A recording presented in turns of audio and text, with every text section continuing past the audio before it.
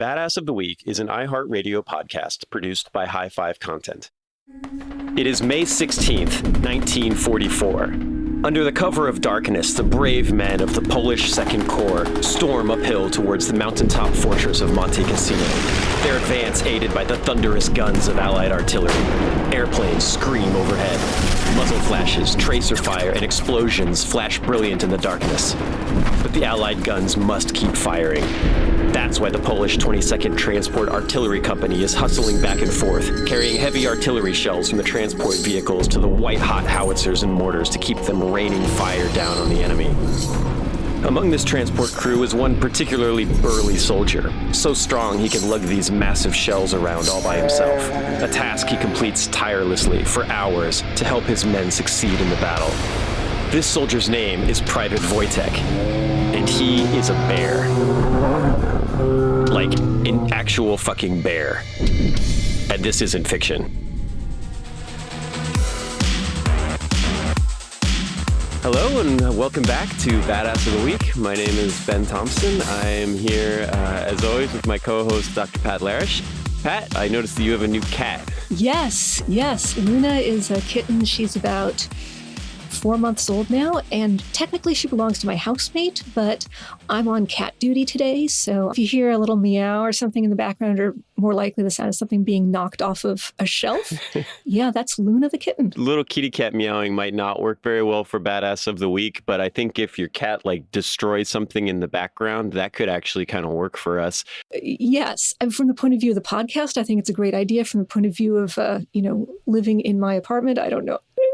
Yeah. I was telling you about when I was in Venice, there was the Venetian guy who took his cat into naval battles with him. He was one of the Doges, and he was fighting generally the Turks, and he used to go into battle with he would dress in red, and he would bring his cat with him. And his cat was taxidermied in the museum, which I thought was kind of interesting. So have you determined whether Luna is a war cat yet or not? Well, I'm not gonna eliminate that possibility. You should see her go after these little felt catnip mouse toys that we have for her. She does battle with them. They do not last. She does not take prisoners. I have two cats, and they're like that. You give them one of these little fuzzy, cute stuffed animal things, and then you wake up the next morning and its head's been ripped off and it's jammed into my shoe, and Yep. they skin it and they eat the guts, and it's like, oh my God. Yep. And from the cat's point of view, they're sharing with you somehow, I think. I guess. Maybe? I mean, hey, look, I've killed this thing for you, master. I don't know. Yeah. Maybe that's kind of cool. There's some kind of badass aspect to that, I imagine. Yeah. Yeah. So that Venetian dude, I mean, I'm sure he and the cat had a good relationship. I mean, in my head, I'm coming up with this theory that the cat was the real general and kind of just driving around the human, like in Ratatouille. Yeah. Okay. Just making him point to various things on the map, boat, go here. Yeah. We'll cross the T. We'll have the Turks right where we want them. Sure. Yeah. Our baby likes to play with the cats, but they're way bigger than him, and he just likes to I guess they're not way bigger than him anymore, but he provokes them, and they try to restrain themselves from mauling him. And my wife, they're little house cats, right? But my wife was like, there was one time that the boy cat was getting pretty grumpy, and you could see it in his face, and he was really upset. But he was not attacking the baby, which was nice because he knows he's going to get in trouble if he does that. But my wife was like, that'd be really scary, if that thing was bigger. And I was like, we have that. It's called a man-eating tiger. Yes. And they kill people. They're serious stuff. So, I mean, I think that's kind of a good lead into what we're going to talk about today, which is kind of badass animals. So over the course of warfare, there have been many animals involved in varying conflicts and battles and confrontations throughout human history. And I want to start with one that is kind of, anybody who has been to my website or knows of my website found this article somewhere. It's among the most popular articles that I've ever written on the website, which is great because it's one of my favorites also. So today I want to talk about Voytek the Bear. I want to talk about the bear that fought for Poland in World War II.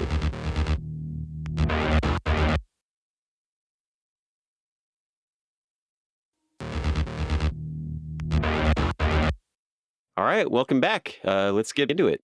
So Poland famously had a pretty rough World War II. Actually, they've had a pretty rough several centuries period of time because they're kind of stuck in a very bad geographic location. The people of Poland are extremely tough and they're extremely big and scary, and they're very good warriors, and they have a very good warrior tradition, a very strong military tradition. They just unfortunately always seem to be stuck between Germany and Russia. And because moving geography is not a particularly easy thing, they seem that that's going to be their lot in life for a long time. And in World War II, Poland, pretty tough country. They just got reunited after World War I. Russia's on one side, Joseph Stalin. Germany's on the other side with Adolf Hitler. They decide, hey, let's just sign this non-aggression pact. We won't fight each other. Let's just team up and beat up the Poles. And whoever takes whatever land, that's fine. You can just take whatever. And let's just get rid of these guys. And so in 1939, that's what they do. They both attack Poland, one from the east and one from the west. It's not a great position to be in. Poland fights pretty well. They get kind of a bad rap for some of the things that happen because they collapsed relatively quickly, but there's a lot of jokes that are made about, the Polish attack tanks with cavalry. And I always hate those because Poland had the best cavalry in the world and they didn't have tanks. And so what are you going to do, right? You got to charge tanks with cavalry. If that's all you got, you don't really have any other options. Yeah, you use what you got. Yeah, exactly. What are you going to do, right? They actually held out pretty well. They held out longer than people thought they were going to. And there are a couple battles where they had some pretty heroic stands. But I mean, what are you going to do when you've got the Russian army on one side and the German army at the other side? So Poland falls, and some of the Poles that were on the Russia sector, they were taken as prisoners of war, and they were sent off, of course, to Siberia and the gulags and the prisoner of war camps and all the horrible stuff that Stalin had ready for them, and with all the horrible things that Stalin liked to do to prisoners of war.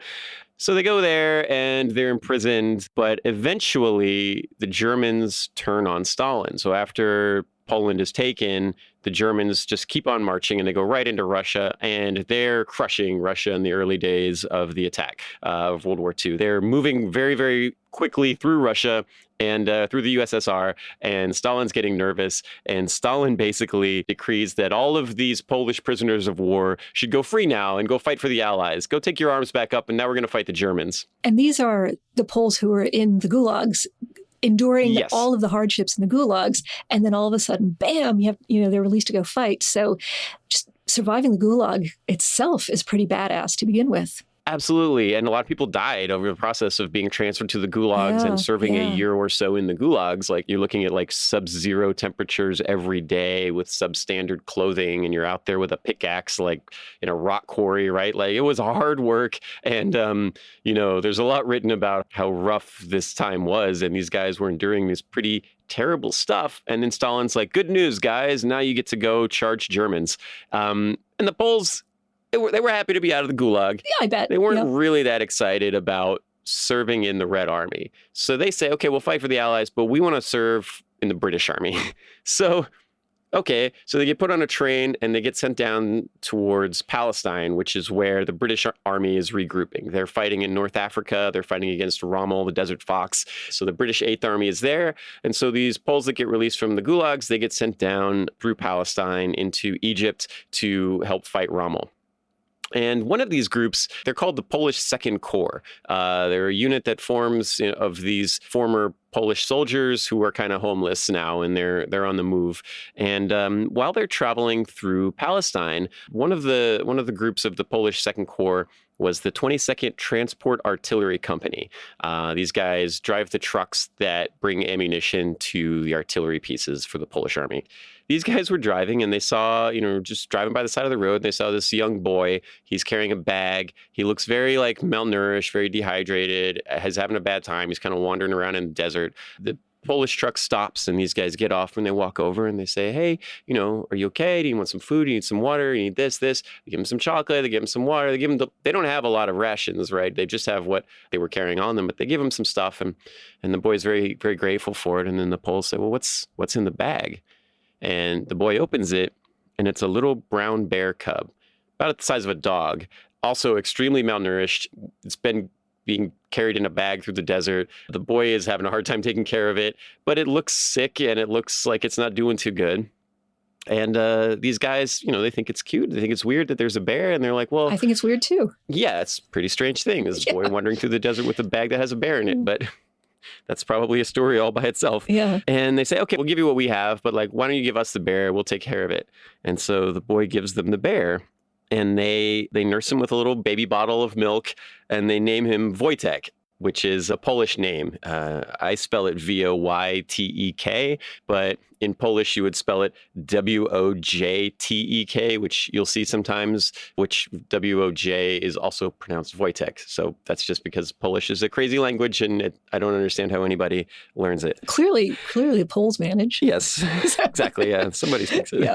Anyway, so Voytek, however you're spelling his name, the bear cub. Yes, so Voytek becomes the official mascot of the 22nd Transport Company. He's like a little pet, and they love him, and they feed him, and they nurse him back to health, and then he gets bigger and stronger, and bigger and stronger, and bigger and stronger, and he grows to be over 6 feet tall and nearly 600 pounds. So now he's a big bear. He's not grizzly bear size, but he's a bigger than a person, 500-pound bear. But he's been growing up with these guys from his Polish transport company.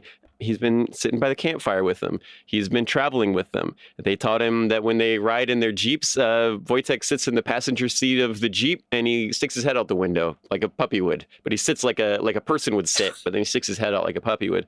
He likes to drink beer. He likes to smoke cigarettes. Bears are pretty badass. Yeah, I don't think he initiated the cigarette smoking, but I think that's just a thing that everybody was doing in World War II. Oh, I don't know if you watch movies from the 40s, everybody's smoking and drinking all the time. Oh, yeah. Start drinking and smoking the minute you wake up until the minute you fall asleep. Yeah, I think the general public didn't really understand the bad effects of smoking. And also, if you're out fighting in the trenches, you got your coping mechanisms. Yeah. Yeah, even if they knew that lung cancer was a possibility going into your 60s and 70s, there was definitely a chance you were going to get blown up that night. So, maybe this cigarette and this beer isn't going to be so bad long term. Yeah. And the bear was one of them. Yeah, he was one of them, right? He was at first it was kind of like this cute little morale mascot, and then it became one of the guys, right? He'd ride with them, he'd sleep in a tent like they would, he'd march in formation with them. There's pictures of this stuff. The guys would wrestle with the bear, and the bear would play wrestle with them for fun. It would drink beers with them, out of a bottle. You'd hand him a beer bottle and he'd drink it. There's pictures of this stuff, and it's amazing. It's really, really funny and really cute and just unbelievable to look at. So one story that comes from this time is they were encamped in Palestine, and there was one day that a German agent managed to sneak into the Polish camp at Palestine, right? The Germans knew that the Poles were coming. They knew they were going to link up with the 8th Army, and they needed to get some agents in there to investigate, to figure out how many guys they had, how equipped they were, where they were moving, what their plans were, when they were going to link up with the 8th Army. And so this agent sneaks in to the Polish camp. He sneaks into one of the bathhouses near the barracks. He's there, he runs the shower just to make sure that there's a little bit of background noise to cover what he's doing. He's in there, he's looking around, and he's got his piece of paper with him, he's got his journal and pen, and he's looking out the windows, he's kind of peeking out here and there. He's making notes on what the Poles have. Oh, these guys are here. Oh, I'm seeing some artillery. I'm seeing, maybe they've got some transport stuff here. He's trying to be really sneaky. He's looking around. And then he hears a very low, guttural growl. And he turns, and he sees a bear. He sees our friend Voytek about 2 feet away from him, 6.5 feet tall, 500 pounds. Voytek had learned to operate the hot showers and really enjoyed them. And when he came in there and saw somebody shifty, he didn't like it. So he growls at this German agent. The German agent doesn't know what to do. He screams for help. Voytek clubs him with the paw. The dude hits the ground. Voytek stands over top of him and roars. And the rest of the Polish troops around him come running to see what's going on, and they find this poor, sad German agent lying on the floor of the bathhouse, having been clubbed upside the head by Voytek the bear. He is immediately ready to confess that he's a German agent, And not only that, he is willing to give up all the information on who sent him there and how he got in and any other German agents in the area. Whatever you want me to tell you, I will tell you, because do not leave me alone with that bear again. And before the Polish 22nd Transport Company has seen any action in World War II, Voytek is already a war hero for capturing a German spy. Good job, Voytek.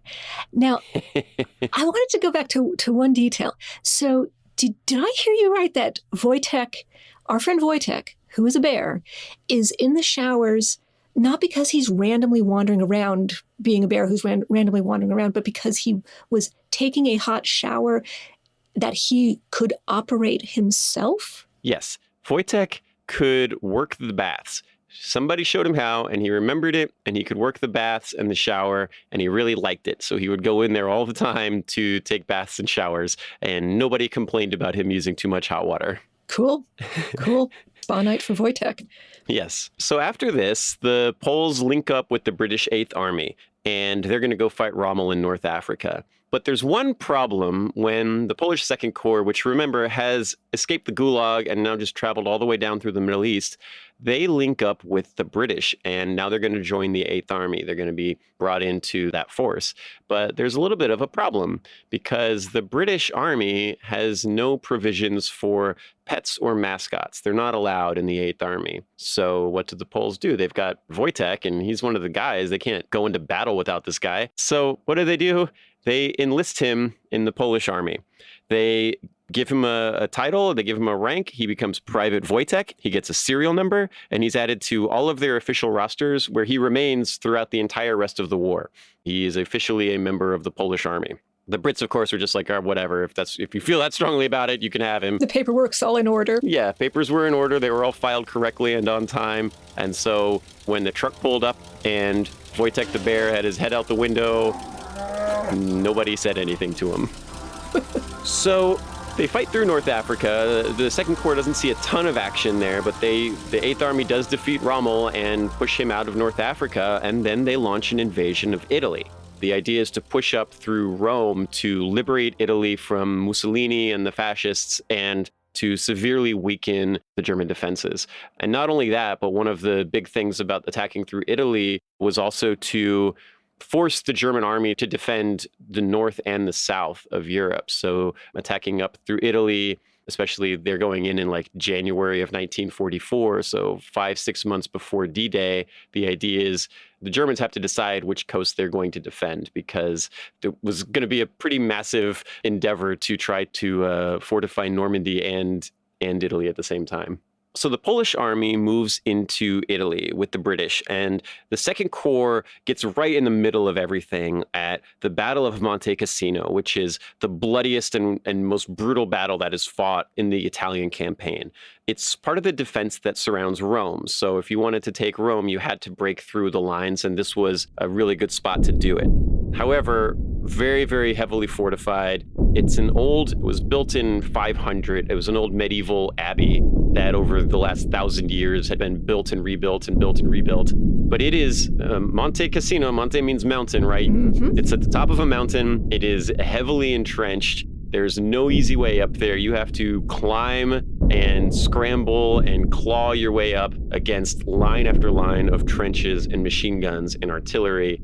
Extremely bloody battle, extremely brutal fighting in World War II here.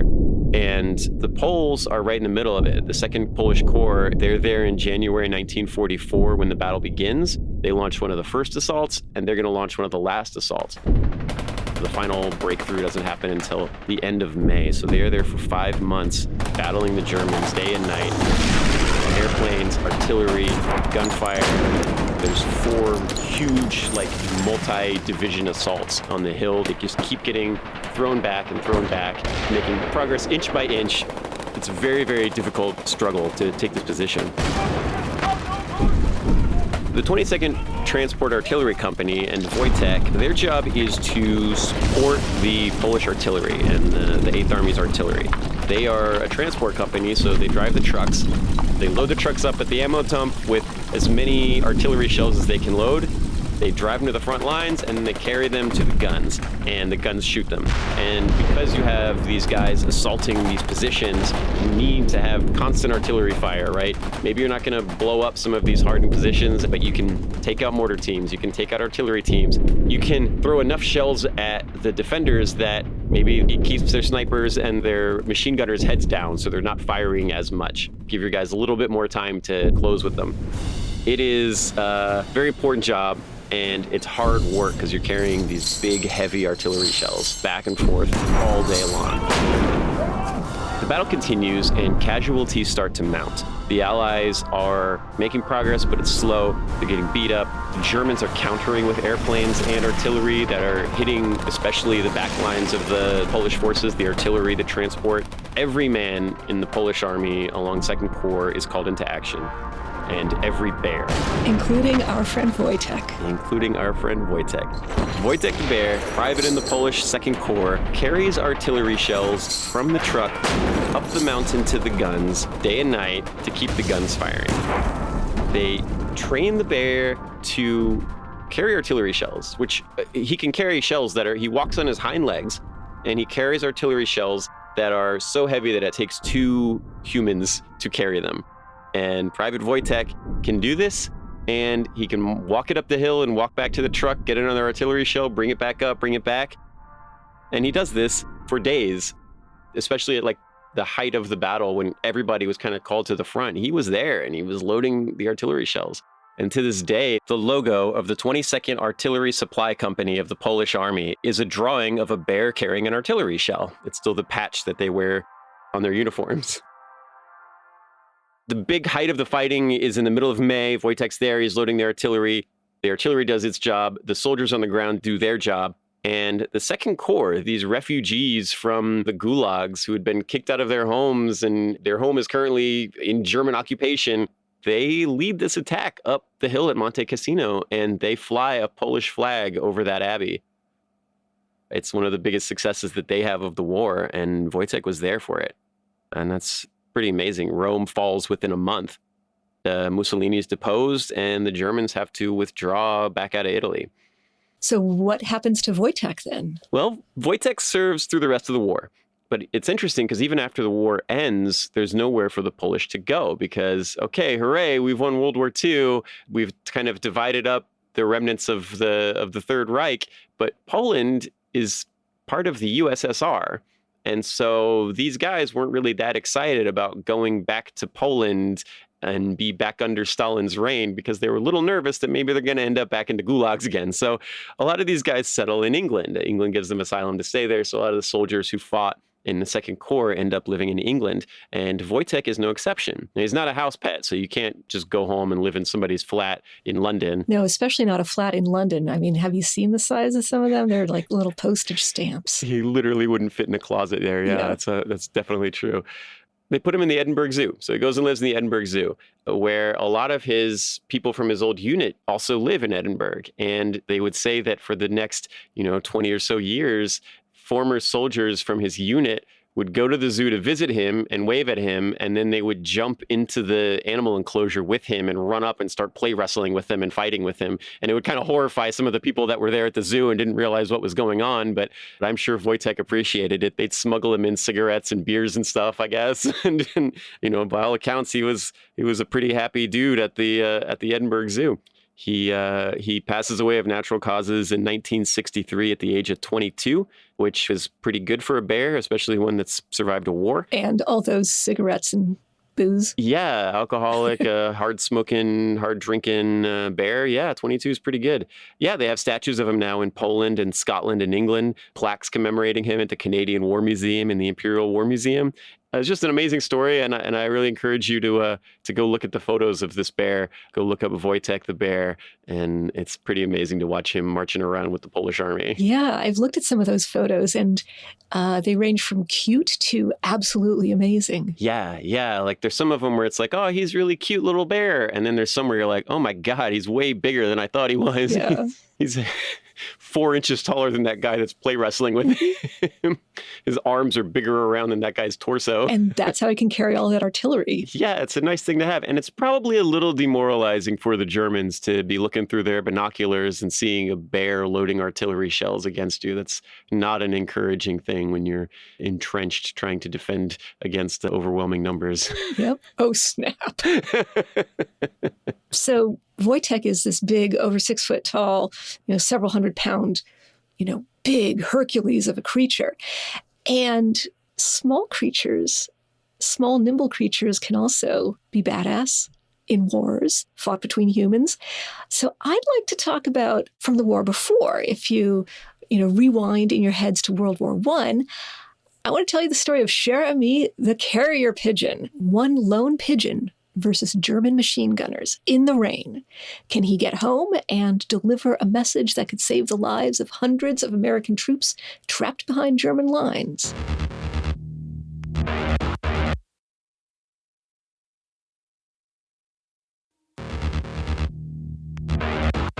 All right, welcome back. So it's 1918 and World War I is raging across Europe. And we're in the Meuse-Argonne offensive, which is in the northeastern forests of France. We're deep in the Argonne forest, and over 500 U.S. troops of the 77th Division under Major Charles W. Whittlesey thought that their flanks were being supported by other American troops and French troops. But remember that this is 1918, and radio and telephone communication isn't as reliable or secure as we'd expect today. Unbeknownst to the 77th, this support on their flanks was held up, which means that they went too far into the forest and they were trapped behind German lines. They have no access to supplies, no access to reinforcements, their ammunition is running out, food's running out, even the water is running out. Nearby, there's a burbling stream of fresh water. But if you want to get to it, you have to crawl out under fire to get fresh water. And on top of that, they're not only in danger from the Germans, but also from the other Allied troops who didn't know that they were there. So there's a lot of friendly fire, and there's nothing friendly about it. It's the consequences are not at all friendly. American heavy artillery, by accident, killed 30 men of the 77th, and other men of the 77th are dying not just from this friendly fire, but also from German fire, and also just from the hardships of being cut off from reliable supplies and water. So I think I've heard this story before. This is the Lost Battalion, right? This is totally the Lost Battalion. Yeah, and this is how lost they are. They know where they are, but other people don't know where they are. So I wouldn't call them lost. I'd call them misplaced. So they need to let the other Americans and the French know where they are so they can stop inadvertently whooping their asses. And Major Whittlesey, in charge of the 77th, he sends runners and they're killed or captured by the Germans. Okay, yes, there are other forms of communication that exist, but they're not as available as you might like. Radio is too fragile. The wires are too delicate and get broken or even cut. And also our guys, the Lost Battalion, were out of radio range anyway. And telephones just they didn't have telephones set up. But Major Whittlesey is trying really hard to find a way to get a message out to the Allies. Hey, we're the 77th. We're here. These are our coordinates. Please stop shooting us. That's a reasonable request, right? Well, this is 1918. And back in those days, carrier pigeons were still a thing. And the Pigeon Fanciers Society in Britain had actually been raising and training carrier pigeons. Some of them actually they'd gotten from France. And they had been training and raising carrier pigeons, which they then gave to the American Army, the U.S. Army, to use as a form of communication. I love the carrier pigeons. It seems so medieval, right? It's like send a raven, like it's amazing that they have machine guns and submarines and airplanes in this war, and they're still sending birds with little messages attached to them. Yeah, totally. And Ben, you said medieval. We actually have sources attesting to the use of carrier pigeons or some sort of homing pigeon, even back to ancient times. There are probably several cultures that had figured this out. I can give you a Roman source from Frontinus. Apparently Hirtius one of Julius Caesar's lieutenants used pigeons. He would keep them in the dark and he would keep them starved. So he'd be super motivated to take a message out. But anyway, I digress. The 77th Battalion, the Lost Battalion, is undaunted. They have pigeons. And so Major Willesey and his staff, presumably someone there, has really, really, really good handwriting and very good fine motor coordination. They write out the little message, hey, we're here. We're at these coordinates. Please stop shooting us. Love, the 77th. And roll it up, stick it in that little canister, stick it on the edge, stick it on the leg of a pigeon, and they send the pigeon out. And keep in mind that this is not Central Park. This is not just a pigeon flying around, minding its own business, maybe like eating a cheese doodle, maybe pooping on a statue. This is a pigeon flying out under artillery fire. So this is not an easy journey. And also, people know about carrier pigeons. And so German machine gunners are trained and ordered to shoot down pigeons on sight. Sucks to be an ordinary pigeon minding your own business. And it particularly sucks to be a carrier pigeon because the Germans are gunning for you. So Major Whittlesey sends out a pigeon. Is it going to make it? You know, the men of the 77th are like looking with their binoculars. Shoot. They shot that down. He sends out another pigeon. Shot down. Sends out another pigeon. Doesn't make it. And this happens. Pigeon after pigeon falls to German fire. There's one pigeon left. Cher ami, it means dear friend. All of our hopes are riding on you. They write out in their teeniest, tiniest handwriting, thinnest nib pen. They write out the little message. They roll it up. They put it in the little canister. They tie the little canister to Cher ami's leg. And they release our dear friend Cher ami. And he sets off. He flies. It's raining. It's raining like literal rain in addition to raining bullets. Cher ami flies. He dodges a bullet here, dodges a bullet there. Bam, bam, bam. All of this stuff is going on around him, and he flies, and he flies, and he flies, and he's hit. He falls. Major Whittlesey's looking through his binoculars. Oh my God, this poor pigeon's on the ground. What's going to happen now? He just can't take his eyes away. Oh, wait. He sees something stirring. Cher ami is not dead. This pigeon, this badass pigeon, picks himself up, canister still strapped to his leg, and launches himself back up into the air in the rain, in the artillery fire. And he keeps flying. And our dear little friend, Cher ami, covers 25 miles in half an hour and gets the message through. Finally, the American and the French stop accidentally shooting the 77th, and the 77th, what's left of them at this point, the 77th get rescued, they get to come back, and not everyone in the 77th has survived, but the 194 men who were still alive at the time Cher ami delivered his message owe their life, they owe their rescue and their life to this undaunted little pigeon and his ability to deliver the message. Wow. And that's our guy. That's our little pigeon. And he lived? He survived? He survived. Yeah. Yeah, wow. He flew a total of 12 missions, which apparently is high. Apparently that's a high number of missions. If you flew 25 bomber missions in World War II, you got to retire, right? 12 seems pretty good. Yeah, very honorable discharge. And so how is Cher ami commemorated today? Well, Cher ami is in the Smithsonian and you can visit him.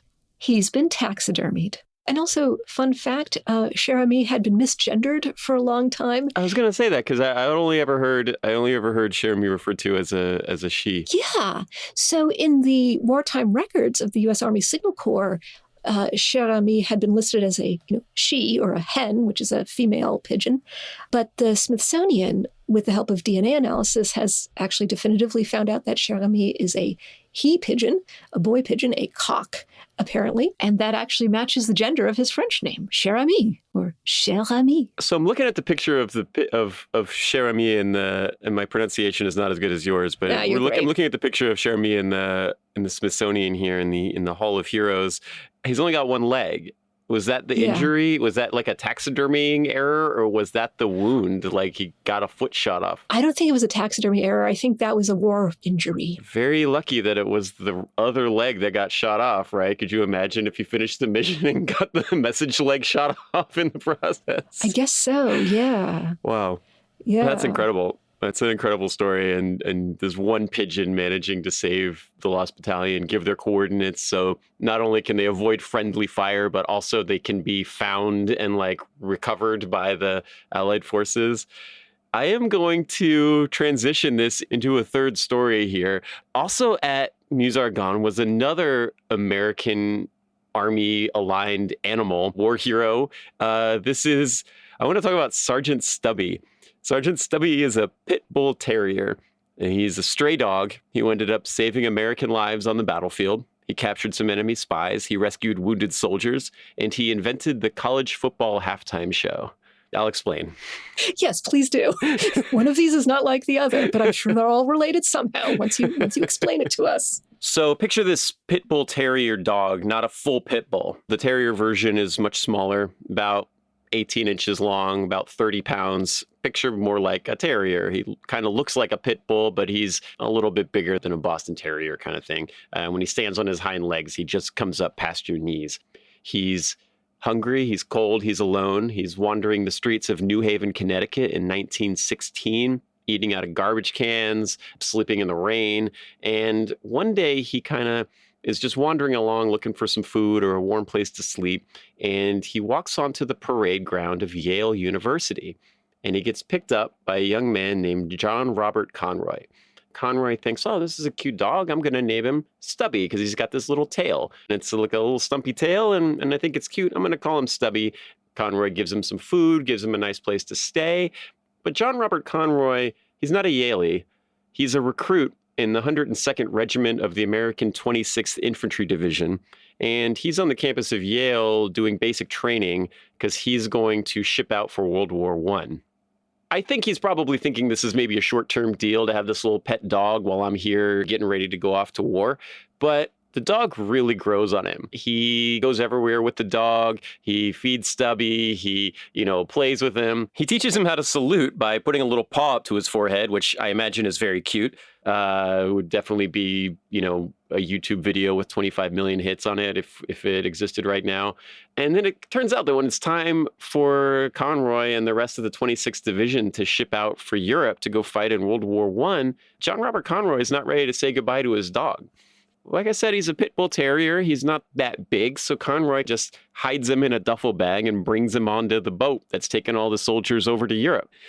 He hides him for a while on the ship, but eventually gets discovered, and he gets called before his commanding officer, who's pretty mad that Conroy smuggled a dog on the boat. It's not hygienic, it's not Army procedure, and then Conroy's not quite sure what to do, so he orders Stubby to present arms, and Stubby salutes, and the officer's just like, all right, fine, I guess he can stay.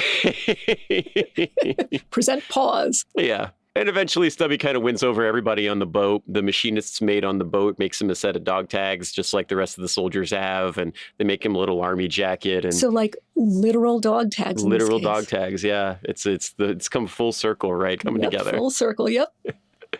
So he deploys with the 26th in France to fight in a war, which may or may not have been an improvement over living on the streets in New Haven, Connecticut, but it ends up working out pretty well for Stubby. He participates in 17 battles along 4 major offensives. He serves in Saint-Mihiel, he serves in the Marne, Musargan, the one that we were just talking about with Cher-Ami. And at first, he's kind of a morale booster for the guys. He's this cute little dog. He's happy. He's barking. He's playing. He's having a good time. And the trenches at World War I were grim, right? I mean, if you've seen 1917 or or read All Quiet on the Western Front or any of this stuff, like, oh yeah, just grim. Awful. Is grim. Yeah. Yeah, you're getting rained on. You're getting bombed all day long. There's machine guns everywhere. Always seems to be raining. Everything's muddy. You're living underground, and everything's just wet and smells bad, and all of your friends are dying, and it's miserable.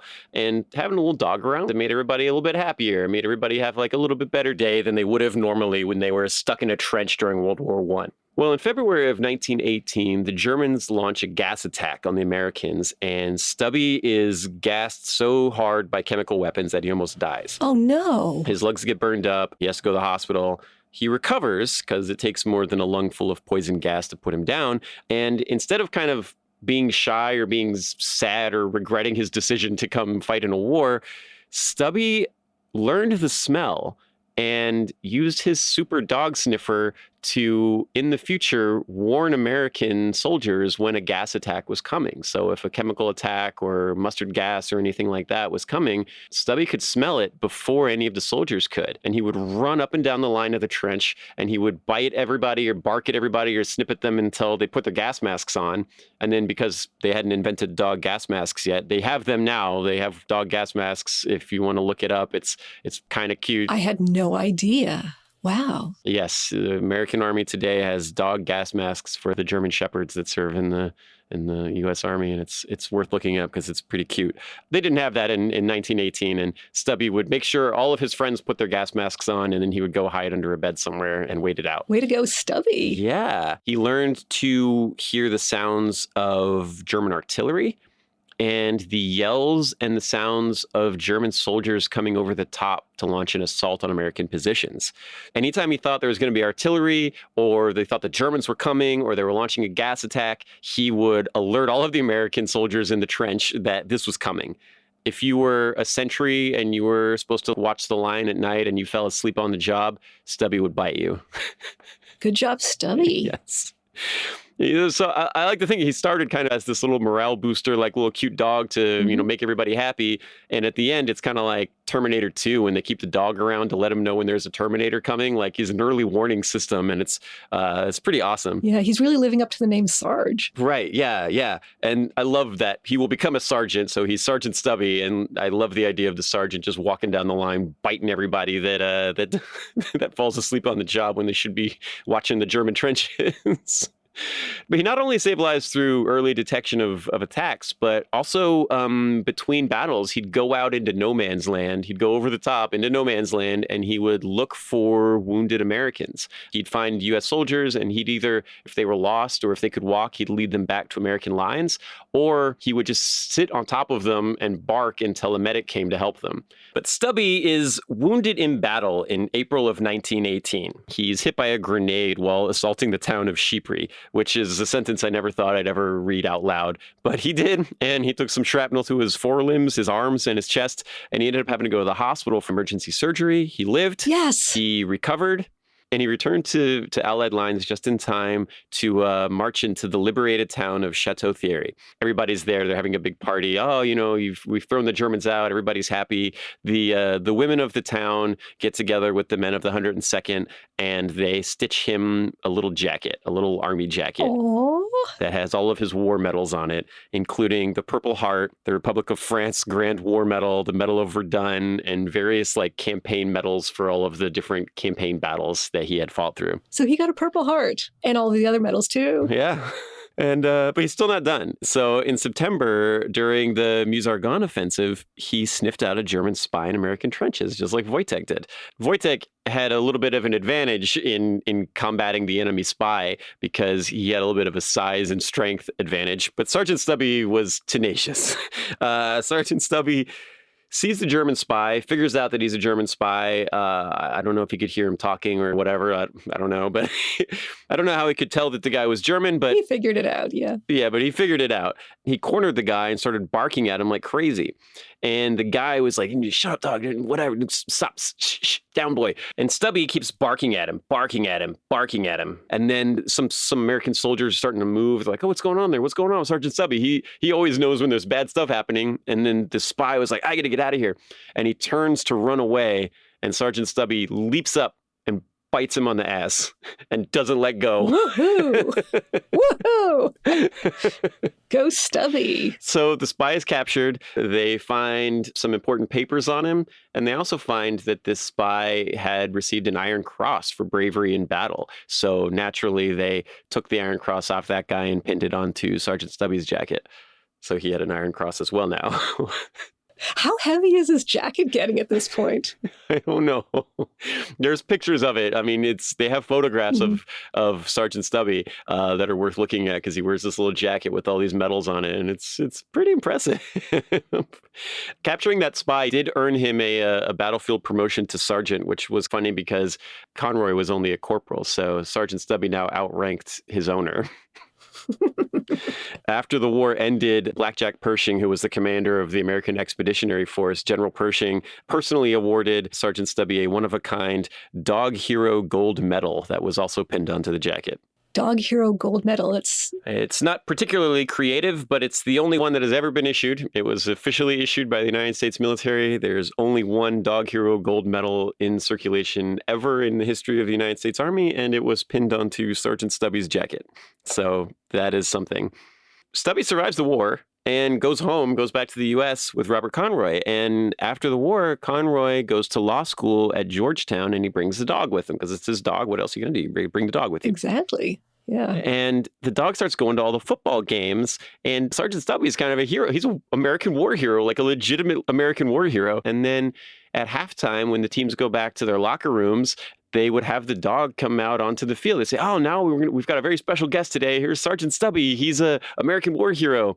And Stubby would come out there, and they'd put a little football out there, and Stubby would push the ball around with his nose, and the crowd would go crazy and cheer, and the band would play music, and everybody be having a great time. And Stubby's out there like barking for the crowd and running around. And I bet the crowd loved it. Crowd loved it. And nobody had really done anything like that before during a halftime. So it is possible that was the first halftime show in the history of college football. Could be. Which would be kind of interesting. Even more interesting on top of that is that Georgetown's mascot today is a bulldog. And it's possible that Sergeant Stubby is the Georgetown Hoya, is the original Georgetown Hoya. Yeah. So what's Stubby's legacy? Well, so Stubby, he does the Georgetown thing. Conroy ends up joining the FBI and becoming a lawyer and work for the FBI. He lives to be 95, but Sergeant Stubby passes away in 1926 at the age of 10, well, about 10. And we looked it up, and pit bull terriers usually live between 8 and 16 years. So 10 is not bad. Been mustard gassed by the Germans, and you hit with a hand grenade. Interestingly, you can now find him taxidermied in the Smithsonian Museum of American History in the Price of Freedom exhibit, basically across the hall from Cher Ami. So 2 of our heroes taxidermied there to receive your homage. Yes. In the Smithsonian. So, yeah. So good job, Sergeant Stubby. Good job, Cher Ami. Also, good job, Voytek. I mean, he's not in the Smithsonian, but he's there in spirit, right? Yeah. Yeah. And honestly, I think we should all aspire to have our taxidermied corpses on display in the Smithsonian. I would definitely be down if they wanted to do that for me after I died. That would be a very distinctive honor, Ben. Anyway, on that note. Yeah, I think we're done here. I think that's all we have for today. But thank you guys as always for listening, and we'll see you on the next one. I really appreciate it. So long. Ciao. Badass of the Week is an iHeartRadio podcast produced by High Five Content. Executive producers are Andrew Jacobs, me, Ben Thompson, and my co-host, Dr. Pat Larash. Writing by me and Pat. Story editing by Ian Jacobs, Brandon Phibbs, and Ali Lemer. Mixing and music and sound design by Jude Brewer. Consulting by Michael May. Special thanks to Noel Brown at iHeartRadio. Badass of the Week is based off my website, badassoftheweek.com, where you can read all sorts of stories about other badasses. If you want to reach out with questions or ideas, hit me up at badasspodcast@badassoftheweek.com. If you like the podcast, please subscribe, follow, listen, tell your friends, tell your enemies, and we'll be back next week with another one. For more podcasts from iHeartRadio, visit the iHeartRadio app, Apple Podcasts, or wherever you get your podcast content.